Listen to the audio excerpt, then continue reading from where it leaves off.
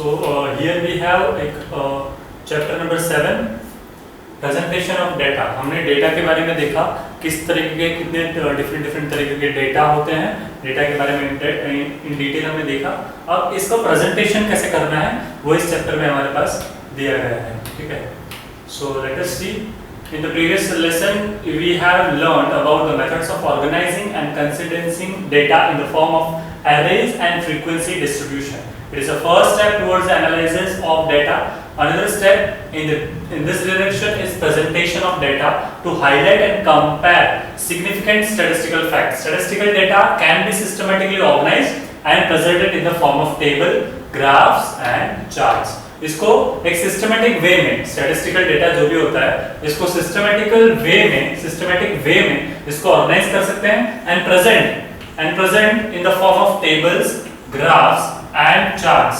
Different ये तीन तरीके से इसको प्रेजेंट कर सकते हैं। There are various types of graphs. In this lesson we will learn about the table bar chart, table bar charts, pie diagram और a chart, time series line graph. ये डिफरेंट ग्राफ्स के बारे में दिया हुआ है। Let us move and see first table. अब table वाला कैसा होता है? Meaning a table is a systematic arrangement of relating statistical data in the columns and rows with some predetermined aim or a purpose. किसी न किसी M से, किसी न किसी पर्पस से उनको रोज एंड कॉलम्स में सेट किया होता है। You arrange the following information in a tabular form. There are 50 science, 50 commerce and 50 arts students in the college. 50 science के हैं, 50 commerce and arts के students हैं college में.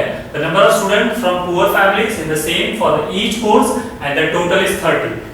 poor family में से belong करने वाले भी बच्चे हैं कुछ 30, ठीक है, उनको भी explain किया हुआ है। Where science and commerce courses are equally popular in rich families, yet the number of rich arts student is twice as a number. In all 40 students are from the rich families studying the college. ठीक है, यहाँ पे इन्होंने table दे रखा है, इस तरीके से हम लोग इसको प्रेजेंट कर सकते हैं। साइंस स्ट्रीम, आर्ट्स, कॉमर्स और यहाँ पे टोटल, ठीक है। तो रिच साइंस और आर्ट्स कॉमर्स के मिला के रिच साइंस में 10 है, आर्ट्स में 20 है और कॉमर्स में 10, इस तरीके से टोटल 40। इस तरीके से कुछ इजी फॉर्म में इसको प्रेजेंट करना, ठीक है, तो इजीली कोई भी देख के इसको समझ पाए, right. Instead of writing in this way तो क्या होगा 50-50-50। इसमें रिच भी है, पुअर भी है, मिडिल क्लास भी है, तो इतना समझ में नहीं आएगा, इतना क्लियर आउट नहीं होगा। इसलिए हम लोग क्या करेंगे टेबल वाले फॉर्म में, इसको बोलते हैं table form. Distribution of students according to the course and economic status. Economic status in the sense कि ये रिच है, मिडिल क्लास है, पुअर है, ठीक है, इसको बोलते हैं economic status.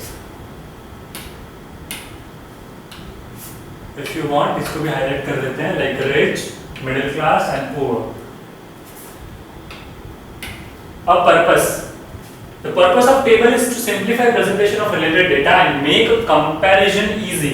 The reader can easily locate the desired information. For example, the purpose of table 7.2 might be shown the imports and export of the country A, vice versa other countries B, C, D and E. Let us move, मतलब यहाँ पे import और export, कितना import हुआ बाहर की country से, कितना एक्सपोर्ट हुआ, इसकी डिटेल्स दे रखी है ड्यूरिंग 2002 and 5। तो country B C D E, किसी कंट्री का स्पेसिफिक नेम नहीं लिया है, बट इस तरीके से उसको फॉर्म में लिखा हुआ है। और इंपोर्ट कितना गया और एक्सपोर्ट कितना किया, 70, 30, 72, 80, 74, 85, 85, 80, इस तरीके से इंपोर्ट एक्सपोर्ट का डेटा यहाँ पे दिया हुआ है। इससे हमें यहाँ पता चलता है कि कंट्री बी जो है वो 70% उसने इन करोड़ में बात की हुई है, 70 करोड़ का उसने इंपोर्ट किया है, सामने 73 करोड़ का एक्सपोर्ट किया है, राइट। तो सबसे ज्यादा किसने किया है इंपोर्ट, तो कंट्री ई ने किया है। सबसे कम किसने किया है, तो कंट्री बी ने किया है। उसी तरीके से एक्सपोर्ट की बात करें तो सबसे ज्यादा 85 और सबसे कम 73। ये कंपैरिजन हम लोग इजीली कर सकते हैं। टाइप्स ऑफ टेबल, इसमें भी टेबल के डिफरेंट टाइप्स होते हैं, right. First one is preference और general purpose table and second one is special purpose and text table, ठीक है। दोनों यहाँ पे दिए हुए हैं, प्रेफरेंस और जनरल पर्पस टेबल और स्पेशल पर्पस और text table. Let us discuss them one by one. अब प्रेफरेंस जनरल पर्पस टेबल कैसा होता है? These tables are in the way of store of information with the aim of presenting detailed statistical data. From this table we can deserve smaller table. Generally statistical tables presented by the government of India. Generally इसको कौन present करता है? Government of India and its various statistical agencies and departments are the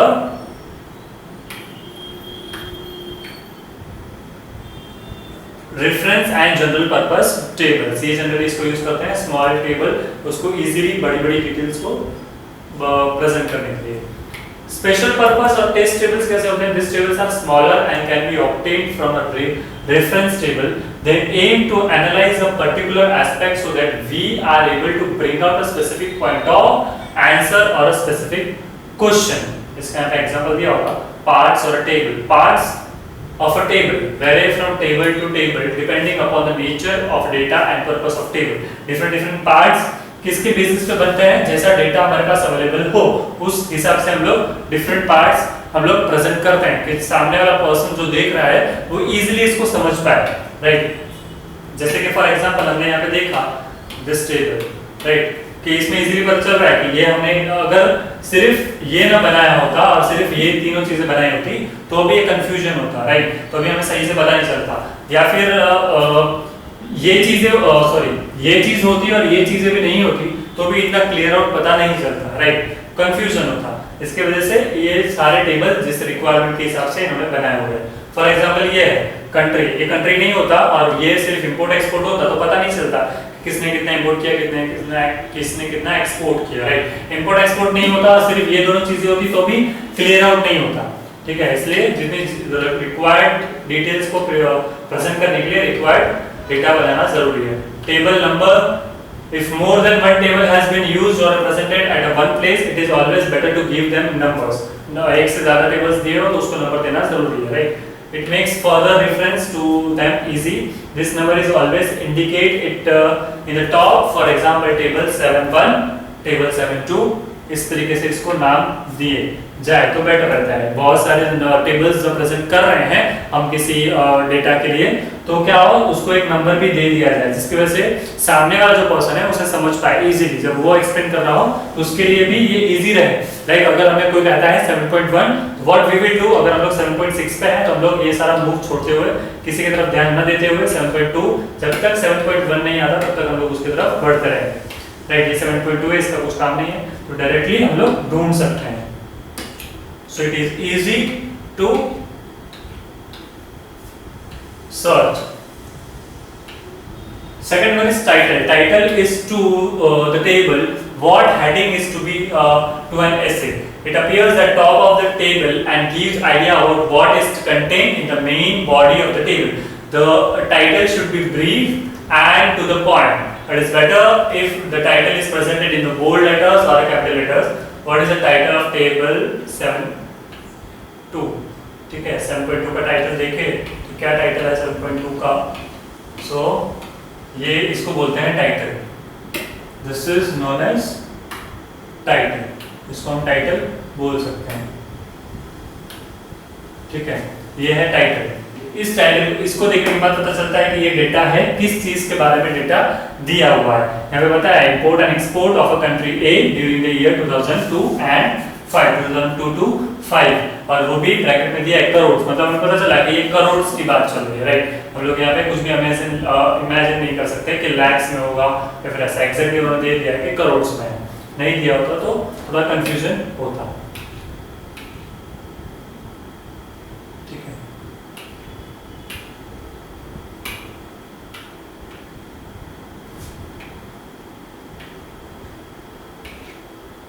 titles पता चल गया. उसके बाद let's move head notes. So it is written below the title. It clarifies the content of the table and unit of measurement like in rupees और करोड़. जो हमने देखा करोड़ लिखा हुआ था उस टेबल में वो, ठीक है. और in 1000 bales of cotton, etc. It must be written in the bracket or a right side. Top of the table immediately below the title. Like for example in table 7.2 the unit of measurement in rupees crores. जैसे हमने 7.2 में देखा, जैसे नीचे करोड़ में लिखा हुआ था कि इतना इंपोर्ट एंड एक्सपोर्ट हुआ है. राइट, वो भी लिखना, हेड नोट लिखना भी जरूरी है। स्टब क्या होता है? Stub consist of stub head and stub entries, where stub describe the sub entries down below it. Each stub entry labels a given data placed in the row. Both stub head and stub entries appear on the left hand column of the table. Further, sub entries describe the column heads. Sub entries होना जरूरी है, right, कि वो particular कौन सी चीज के बारे में एक्सप्लेन कर रहा है। For example, if you talk about this, column 1 है, कॉलम हेड 1, कॉलम हेड 2, ये सब स्टब हेड है, ठीक है।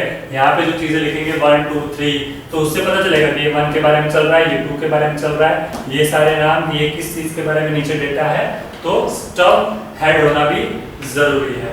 उसके बाद बात करें तो मेन बॉडी और field. It is most important part of table and contain the numerical information about which a hint is given in a title. For example, if the title is export and import of a country during 1905 to 96, it clearly shows that the body of table contains statistical numerical information on the value of export import of a country A with different countries. तो ये होना भी जरूरी है, मतलब किस चीज के बारे में, क्या उसका मेन अंदर की जो कंटेंट है वो कंटेंट और किस चीज के बारे में है, वो चीज होना भी मेंशन किया होना भी जरूरी है। जैसे हमने इंपोर्ट एक्सपोर्ट वाले में देखा था कि इंपोर्ट और एक्सपोर्ट के बारे में कंट्री ए के बारे में डिटेल्स दी हुई है, कौन से ईयर में, तो 1996 की है, या वो भी क्लियर आउट होना चाहिए। तो जिससे नीचे बॉडी कंटेंट जो है उसके अंदर जो चीजें दी हुई है डिटेल्स, वो क्लियर आउट पता चले। फुटनोट्स के बारे में देखें तो it is qualifying statement placed at the bottom of the table. Its purpose is to explain omission or limitations of a data presented in the main body of a table. For example, if the data for the year is not available, then it is mentioned at the bottom of the table. जो data अगर mention ना किया हो top में, तो हम लोग उसको बिलो मेंशन कर सकते हैं। If the data for a year is not available, then it is mentioned at the bottom of the table. नीचे अगर डेटा ऊपर ना दिया हो तो हम लोग इसे नीचे मेंशन करके लिख सकते हैं, उसे बोलते हैं फुटनोट्स। कोई भी फुटनोट्स होते हैं वैसे। जैसे हमने लास्ट वाले में देखा था, वो डायग्राम जो हमने बनाया था, डायग्राम के नीचे हमने देखा था कि मेन कॉज क्या है, right. Let me explain.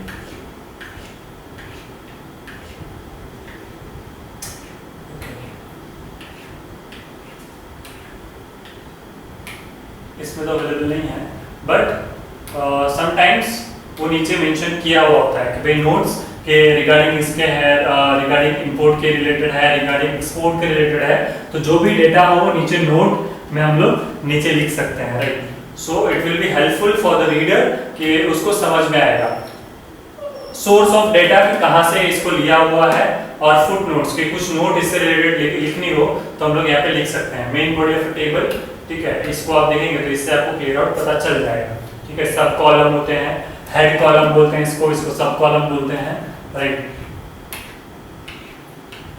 Source of data, जैसे मैंने बोला कि इसको कौन से ये डेटा कहाँ से हमने कलेक्ट किया है, is this from a newspaper या फिर कोई बुक पढ़ के लिए या फिर पर्सनल इंटरव्यूज करके लिया है, तो जहाँ से भी डेटा लिया हो उसको हम लोग यहाँ पे नीचे उसको मेंशन करना है कि राइट सोर्स ऑफ डेटा कहाँ से लिया हुआ है।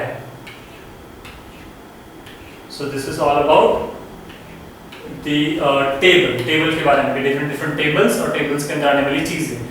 सो आप इसको एक और बार रिवाइंड कर सकते हैं, रिपीट करके पढ़ सकते हैं अगर if you require. 7.2 bar charts और डायग्राम्स।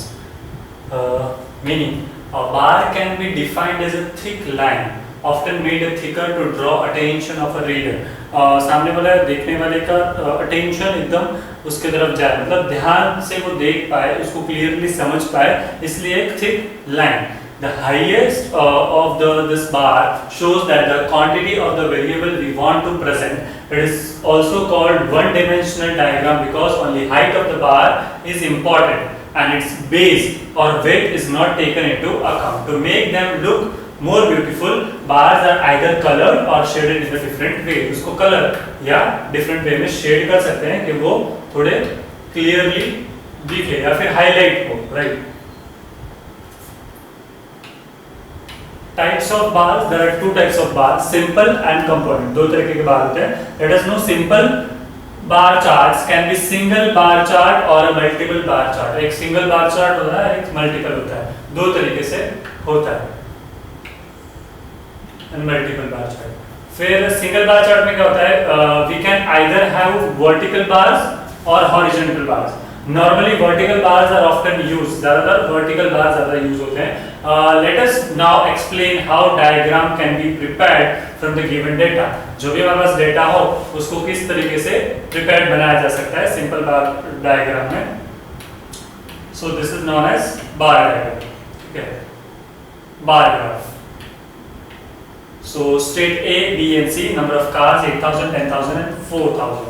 So इस तरीके से हमने दिया है A, B, C, ठीक है, और यहाँ पे हम लोगों ने 1000 की सीरीज कर दी है नंबर ऑफ कार्स की, ठीक है। तो जो जिसका जितना है उतना हम लोग रखेंगे, जिसका जितना हाइट ज्यादा होगा उतना उसका ज्यादा अमाउंट होगा, राइट। सो यहाँ पे हमने सबसे ज्यादा 10,000 था, तो हमने B जो है स्टेट उसमें सबसे ज्यादा 10,000 कार्स है, ठीक है, 3 स्टेट्स की बात चल रही है। फिर C जो है वो 4,000, सबसे ज्यादा कम C वाला है, तो 4,000 के यहाँ पे हमने पहले लाइन खींच के फिर वो बार ग्राफ बनाया।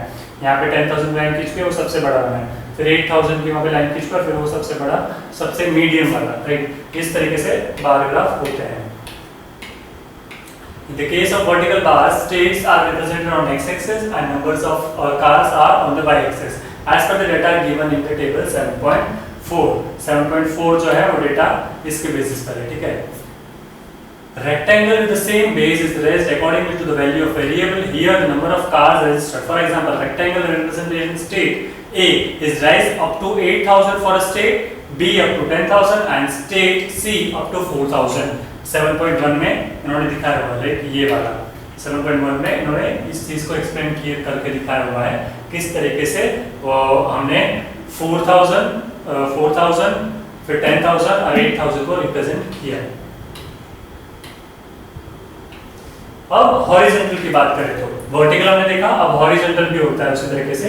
इन case of horizontal bars we represent state Y, states on Y axis. States जो भी है वो वाई एक्सिस पे हमने रिप्रेजेंट किए, और एक्स एक्सिस पे ये number of cars registered in the 3 states, number of cars को एक्सप्लेन किया। तो उस हिसाब से हम लोग बनाएंगे सेम 8,000, फिर सबसे बड़ा 10,000 एंड सी 4,000, ठीक है।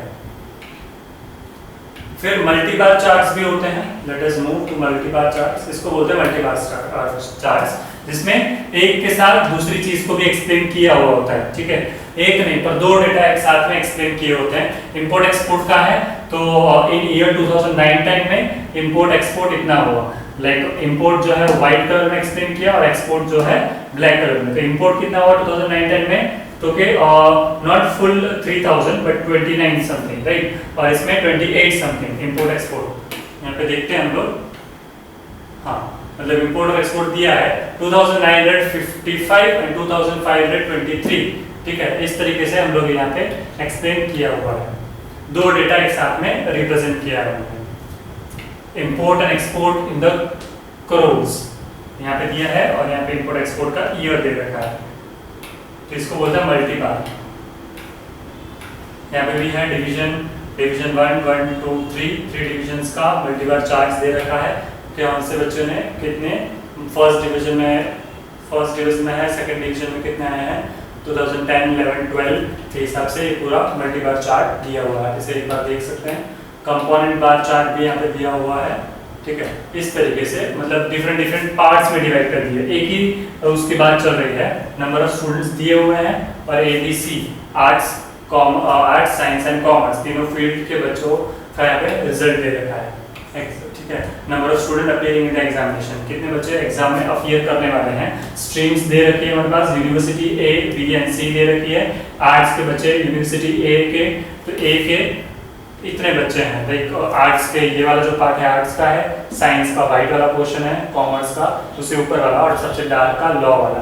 तो A जो यूनिवर्सिटी है उसके इतने बच्चे हैं, राइट। इस तरीके से एग्जामिनेशन में इतने स्टूडेंट्स अपीयर करने वाले हैं। सो यहाँ पे डेटा दिया हुआ है, ठीक है। आप इसे एक बार देख सकते हैं। Third one is pi diagram. Pi diagram किस तरीके से होता है, लाइक सर्कल वन जो होता है, सर्कल वाला, this is known as pie diagram, ठीक है। अब इसको भी एक बार रिफर कर सकते हैं, मैं आपको थोड़ा पाई डायग्राम के लिए it is also known as angular diagram, angular diagram भी बोलते हैं, आप इसको इन डेप्थ रीड कर सकते हैं, मैं मेन टॉपिक्स पे कर देता हूँ। Also known as angular diagram, pie diagrams are more popularly used for presenting percentage breakdown of data. Percentage breakdown वाले जो होते हैं उन डेटा को represent करते हैं। For example, students of the particular college may be put in the three categories: science students, commerce students, and art students. Or export of India can be classified to as to USA, Europe, and Middle East countries. मतलब right देखा आपने किस तरीके के data को हम लोगों ने इसको रिप्रेजेंट कर सकते हैं पाई डायग्राम में।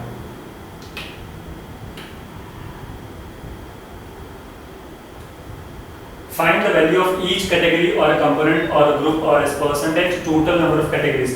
परसेंटेज में उसकी वैल्यू फाइंड आउट करनी है, उसके लिए हमें यहाँ पे फॉर्मूला भी दे रखा है उन्होंने, degree of particular category, component, group, value of the group divide by total number of all groups into 360 degree. इस तरीके से इस वैल्यू में डालकर हम लोग फाइंड आउट करेंगे तो हमें परसेंटेज में आंसर मिलेगा। ठीक है, take a circle of suitable size and draw radius, और रेडियस को ड्रॉ कर हम लोग को लेना है। Now angle calculated in the two steps help with the protractor के हेल्प से हम लोग उसको यूज कर सकते हैं, प्रोटेक्टर, और उसके हेल्प से ड्रॉ कर सकते हैं। From the month budget of industrial workers of Mumbai industrial area, it is found that the family spent 360 on food, 108 on clothing, 90 on housing, 24 on the comfort, and 12 on education and employment, and 6 on the miscellaneous items.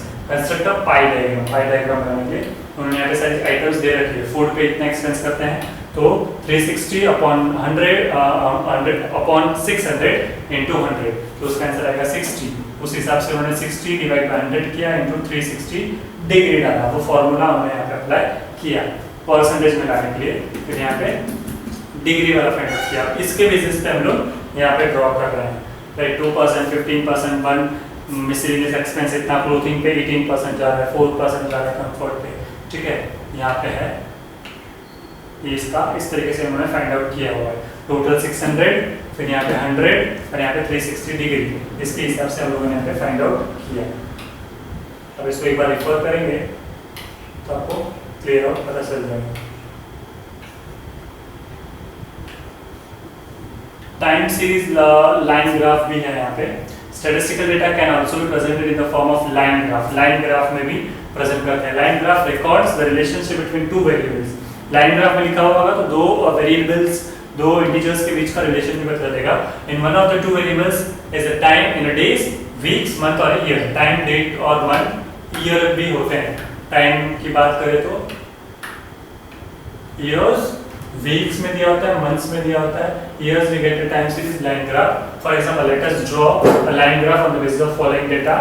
Production of a coal in the country X. 2009-10 में इतना production हुआ, 10-11 में इतना हुआ, इस तरीके से पूरा डेटा दिया हुआ है। तो इस तरीके से लाइन वाला ड्रॉ कर सकते हैं लोग। यहाँ पे हम लोगों ने क्या किया, ईयर्स लिख दिए, यहाँ पे प्रोडक्शन ऑफ कोल लिख दिया इन मिलियन टन्स। ठीक है, तो ईयर 9-10 की बात करें तो यहाँ पे हमारे पास डेटा है 9-10 में 77 था, तो हमने यहाँ पे 66 के बाद 80 के बीच में 77 यहाँ पे किया। फिर 2010-11 में क्या हुआ, 2010-11 की बात करें तो 78 हुआ, तो हमने क्या किया 78 के ऊपर, राइट, यहाँ पे 78, फिर उसके बाद 88 है, सो इस वाले में हम लोग जाएंगे 80 के ऊपर 88। सो अकॉर्डिंगली पूरा चार्ट उन्होंने ड्रॉ किया, पहले डॉट्स कर लिए, फिर उसके बाद स्केल से लाइन खींच ली। इंपोर्ट एक्सपोर्ट का भी इस तरीके से है, इसमें डबल लाइन। ठीक है, इंपोर्ट की स्ट्रेट लाइन दे रखी है और एक्सपोर्ट की डैश डैश वाली। जैसे यह डेटा अवेलेबल है हमारे पास, उस डेटा से हिसाब से बनाया इन करोड़ 100 में, तो 15 है और एक्सपोर्ट की 35 है। 15 एंड 35 9-10 की बात करें तो 9-10 में 15 किया और 35 किया, इस तरीके से दो डॉट बनाए। फिर उसके बाद वाला जो है उसकी बात करें तो 85 एंड 100, तो 85 एंड 100 की देखें तो यहाँ पे 85 और यहाँ पे 85 एंड 100। ठीक है, इंपोर्ट एंड एक्सपोर्ट यहाँ पे हम लोगों ने ड्रॉ करके ये बता दिया है कि इंपोर्ट वाला डैश डैश वाला है, एक्सपोर्ट वाला स्ट्रेट लाइन है। सो अकॉर्डिंगली स्ट्रेट लाइन वाला फिर सारे डॉट्स बनाने के बाद लाइन को ज्वाइन कर देने का। तो डबल लाइंस जैसे हम लोगों ने मल्टी लाइन वाला किया था, मल्टी बार ग्राफ वाला किया था, वैसे ये रे वाला ठीक है। So 7.5 histogram. Histogram is a joining rectangular diagram of a continuous series in which each rectangle represent the class interval with the frequency. अब ये इस तरीके से डायग्राम बनेगा जिसमें रेक्टेंगल जो होंगे डायग्राम जो कंटिन्यूस सीरीज में होंगे, ठीक है, कंटिन्यूस सीरीज में लगे हुए होंगे, एक दूसरे से डिफरेंट नहीं होंगे। जॉइनिंग रेक्टेंगुलर, जॉइनिंग एक दूसरे से joining rectangular diagram of continuous series in which each rectangle represents the class interval. हर एक रेक्टेंगल क्या करेगा, क्लास रिप्रेजेंट इंटरवल को रिप्रेजेंट करेगा with frequency also. It is a two-dimensional diagram and also called frequency histogram. इसको क्या बोलते हैं, frequency histogram भी बोल सकते हैं। Let us move. Histogram of equal class interval. Marks दिए हुए हैं and frequency दी हुई है, ठीक है। Let us move. Make marks on x-axis, frequency on y-axis. x-axis पे marks किए, frequency y-axis पे किए तो 10, फिर 10 to 20, 20 to 30, 30 to 40, 40 to 50, इस तरीके से different ये जो lines हैं, जो bars हैं, उन सबको joint में बनाया हुआ है। Represent the following data by meaning of histogram. अब जैसे marks 10 to 15 है, सो इसको भी 10 to 15 वाला है, उसमें 6 स्टूडेंट्स हैं, फिर 15 to 20 है, उसमें 19 स्टूडेंट्स हैं। Methods of construction of histogram, उसमें मेथड्स भी दी हुई है, आप इसे इन डिटेल पढ़ सकते हैं, ठीक है। जैसे कि फ्रीक्वेंसी है 10 to 15 वाले में 6 है, exist and exist frequency, existed frequency 6 है, ठीक है। यहाँ पे भी टोटल दिया हुआ है, सो इसका यहाँ पे दिया हुआ है, ठीक है। Histogram of unequal class intervals, unequal जो हो उसका क्लास इंटरवल यहाँ पे दिया हुआ है। 10 to 15 वाला है, 15 to 20 वाला है, 15 to 20, 20 to 25, 25 to 30, इस तरीके से different levels with the frequency, ठीक है। फ्रीक्वेंसी के साथ जितना है, नंबर ऑफ स्टूडेंट्स भी हमें साइड में दिए हुए हैं। Frequency polygon, polygon is a diametric presentation of data which is constructed by the joining of midpoints of the tops of rectangles in the diagram, ठीक है। Constructed by joining the midpoints of tops of rectangle in the diagram. However, polygons can be drawn even without constructing the histogram. Construct the frequency polygon from the given data. Marks दिए हुए हमें। Construct the frequency polygon from the given data. 0 to 10 में 5 students हैं, 10 to 20 में आने वाले 10 students हैं, 20 to 30 लाने वाले 15 स्टूडेंट्स, इस तरीके से हमें दिया हुआ। अब इसका हमने डायग्राम देखो ड्रॉ किया है, राइट। सो 10 to 20 में आने वाले 5 स्टूडेंट्स, राइट। 4 के बाद 5 लिया हमने, 6 के पहले, राइट। इस तरीके से ऊपर लिया 10, फिर डिफरेंट 20 to 30 वाले में भी इस तरीके से यहाँ पे 20 to 30 में आने वाले भी 15 है, 30 to 40 में 40 है, 30 to 40 में 15 है यहाँ पे, फिर यहाँ पे 20 है, इस तरीके से किया। और इन सब के पॉइंट्स को, मिड पॉइंट को हमने पॉइंट बनाकर उसको जॉइंट किया, जिससे ये एक तरीके का एंगल बना, उससे हमें पता चलता है। Frequency polygon, cumulative frequency curve भी होता है, जिसमें लेस देन मेथड होती है, मोर देन मेथड होती है, ठीक है। देखते हैं less than and more than. यहाँ पे हमें क्लास इंटरवल्स दिए हुए हैं, नंबर ऑफ स्टूडेंट्स दिए हुए हैं, ठीक है। यहाँ पे हमने इसको फाइंड आउट किया और डॉट्स के हिसाब से वापस से ये लाइन बना है। यहाँ पे हमें फाइंड आउट करना पड़ेगा cumulative frequency, marks more than 0, cumulative frequency 100, less than 5 marks है, लेस देन 10 मार्क्स है, ठीक है। लेस देन 10 में 5 आ गया, 4 plus 6, फिर 10, फिर उस तरह से 10 को लिखा, फिर प्लस 10 20, इस हिसाब से पूरा यहाँ पे 100 आया। और यहाँ पे more than 5, more than 10, more than 15, इस तरीके से मार्क्स लिखे हुए हैं, ठीक है। कितने आएंगे, आए हुए हैं, वो इस टेबल में से बना के उन्होंने लिखा हुआ है, ठीक है। फिर 100 - 4 किया, ठीक है। यहाँ पे 4 था तो 96 आया, फिर अब 96 - 6 किया, ठीक है, 6 तो 90 आया, फिर उसी तरीके से 90 - 10 किया तो 80 आया। ये फ्रीक्वेंसी को माइनस करते जाना है फिर। सो जो आंसर आ रहे हैं उनका यहाँ पे पॉइंट्स बनाकर हम लोग आफ्टर ये लाइन बनाएंगे। लेस देन और मोर देन का भी, more than okay, more than का भी इस तरीके से यहाँ पे लाइन बनाना है पॉइंट्स बनाने के बाद। अब इसे एक बार रिफर करेंगे, एक बार ड्रॉ करेंगे कुछ समझ कर टेबल को, तो ये इजीली समझ में आ जाएगा। Less than and more than, ठीक है, लेस देन का दिया है क्यूमुलेटिव फ्रीक्वेंसी एंड दोनों के लिए हुआ है, मोर देन का भी दिया हुआ है। लेस देन 5 तो 4, फिर लेस देन 10 4 + 6, इस तरीके से इन्होंने किया हुआ है। तो उसका 10 20 30 55 77 95 100 उसी हिसाब से मोर देन का 96 90 80, ठीक है, बड़े से छोटा और यहाँ से छोटे से बड़ा। तो यहाँ पे ये दोनों दिया हुआ है less than and more than.